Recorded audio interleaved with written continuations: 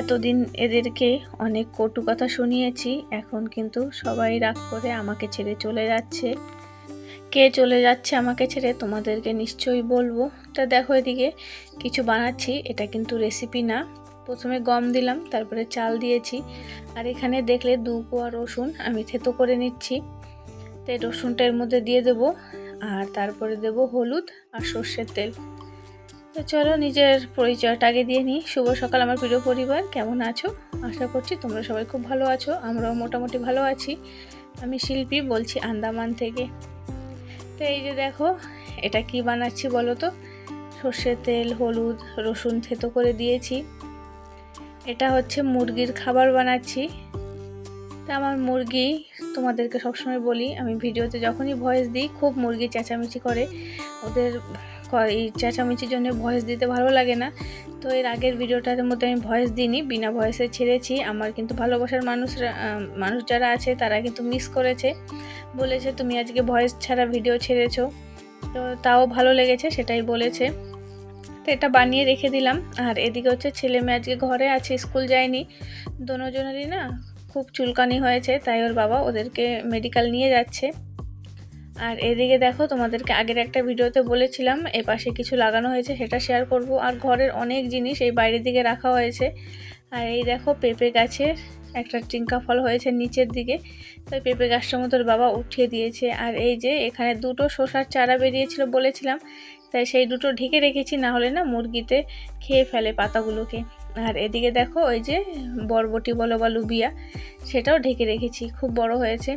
আর এই দেখো, এই যে চাল আর গম হলুদ দিয়ে, তেল দিয়ে, রসুন দিয়ে মেখে রেখেছি, এই মুরগিগুলোকে দিচ্ছি। তো এরাই আমার ভিডিওতে সবসময় এত মানে চেঁচামেচি করতো। এখন না কি হয়েছে বলো তো, কদিন দিয়ে দেখছি মুরগিগুলো অসুখ লেগে গেছে, একটা একটা করে মরছে। এই যে ছোট বাচ্চা দেখছো, আমি এখন ভয়েস দিচ্ছি তো, ওরা কিন্তু 3টে বাচ্চা মরে গেছে। তার জন্যই বললাম, ওদেরকে কটু কথা শুনিয়েছি, ওরা এখন রাগ করে আমাকে ছেড়ে চলে যাচ্ছে। তা ওদেরকে খাবার দিলাম, শুনেছি রসুনে শরীরটা গরম হয়, আর রসুন তেল হলুদ দিয়েছি। আর তো শীত পড়ে, শীতে হয়তো এরকম হচ্ছে, তাই মনটা ভীষণ খারাপ রয়েছে। ওদেরকে একটু ওইভাবে বানিয়ে দিয়েছি। আর ওষুধ আনতে হবে, তো ওষুধটাও দোকানে বলছি, ওষুধটাও হসপিটালে যেয়ে নিয়ে আসতে হবে। তো ওদেরকে খাইয়ে যা কাজ ছিল সকালে সমস্ত কিছু হয়ে গেছে। আর এদিকে আমি স্নান করে নিয়েছি। আর এদিকে দেখো, ঠাকুরের বাসন সেগুলোকে ধোয়ার জন্য বার করেছি। আর এটা হচ্ছে বৃহস্পতিবারের ভিডিও আমার। তো ঘর সব বদলি করতে হবে, সব কিছু ধুয়ে নিচ্ছি।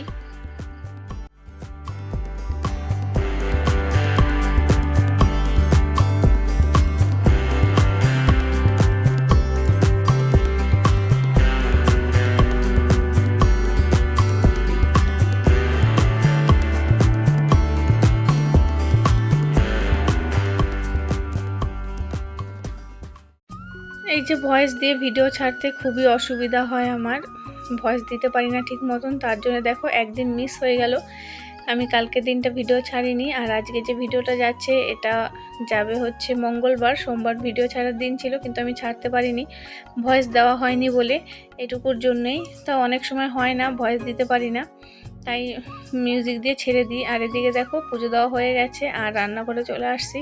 আজকে সকালে ভাত করেছি, আর এই যে কেটে নিয়েছি সব কিছু, এগুলো রান্না করব।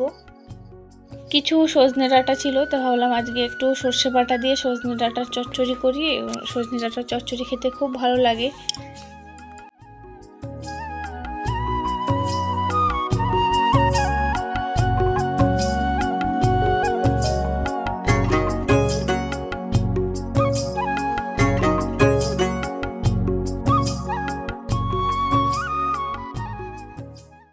অল্প একটু সর্ষে শিলে বাটা হয়ে যাবে। আর এই শিলে বাটলে নাকি একভাবে বাটতে হয়, তাহলে নাকি সর্ষে তিতো লাগে না, আমার শাশুড়ি মা বলে। তো হয় না, বারবার উঠাতে হয় নোড়াটাকে। আর এই দেখো, সজনেগুলো সিদ্ধ হয়ে গেছে। আর এই যে দিয়ে দিলাম সর্ষে বাটা। তা সবাই জানো সজনে ডাঁটার চচ্চড়ি, আর আমার বাড়িতে তো খুব পছন্দ, আমার ছেলে, মাস্টার মশাই, আমার। তাও বেশি খেতে খেতে যখন আর অনিচ্ছা হয়ে যায়, তখন আর ভালো লাগে না খেতে। তো এদিকে একটা তরমুজ এনেছিল সেই কবে, সেই তরমুজটা না ওইভাবে রয়েছিল, খাওয়াই হচ্ছিল না, আসলে মিষ্টি ছিল না বললাম। তো এদিকে আমার ছেলে মেয়ে কিন্তু জুস বানিয়ে নিয়েছে চিনি দিয়ে। আর এই যে আমার জন্য আমি ভাত খেয়েছি, তারপরে এই যে একটু শরবত খেয়ে নিচ্ছি। মেয়েকে বলেছিলাম খেতে, ও কিন্তু খেলো না। ও বলছে না আমার ভালো লাগছে না, খাবো না আমি। তো খাওয়া দাওয়া শেষ করে একদম বিকেলবেলা চলে আসছি। আর আজকে ছেলে মেয়ে ঘরে আছে, কি সংসারে কাজ করব আর কি তোমাদেরকে শেয়ার করব বলো। আমার বাড়ি ঘর তো দেখাতে ইচ্ছে করে না, ওরা তো ঘরে থাকলে পরে, আর ঘরে নাও থাকলে যখন স্কুল থেকে আসে এতটা ময়লা করে বাড়ি ঘর, একদম আমার দেখাতেও লজ্জা লাগে। সেই জন্য তোমাদেরকে সেভাবে আর কিছু শেয়ার করিনি, আর ভিডিও সেভাবে কিছুই করা হয়নি। ওরা ঘরে থাকলে পরে ভিডিও করাই হয় না আমার।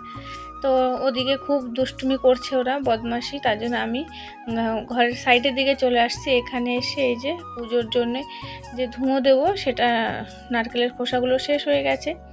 তো এই দিকটা বসে বসে আমি কিন্তু কেটে নিচ্ছি। আর তারপরে একটু আন্টি এসেছিলো, তার সঙ্গে গল্প করছিলাম আর কাটছিলাম। আর কার যেন ভিডিও চালিয়ে রেখেছিলাম, অতটা মনে নেই আমার।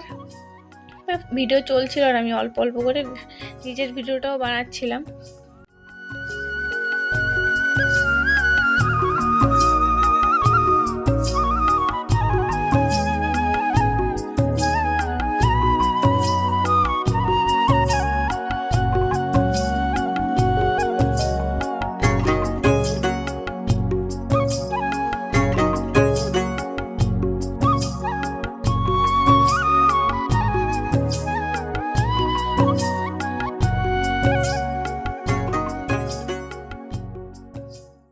ভিডিওর মধ্যে যে প্রত্যেক দিন কি এত বলবো, ভালো লাগে না, তার জন্য যে কি বলবো বলো, তোমাদেরকে কি শোনাবো।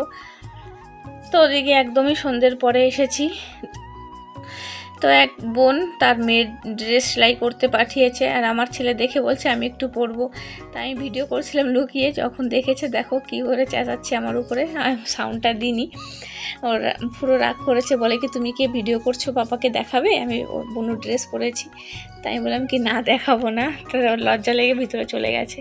তো ওই বোনের মেয়ের খুবই কমজোরি ও বাচ্চাটা, তার ড্রেসগুলো না আমাকে বললো একটু সাইড দিয়ে সেলাই করে দিও।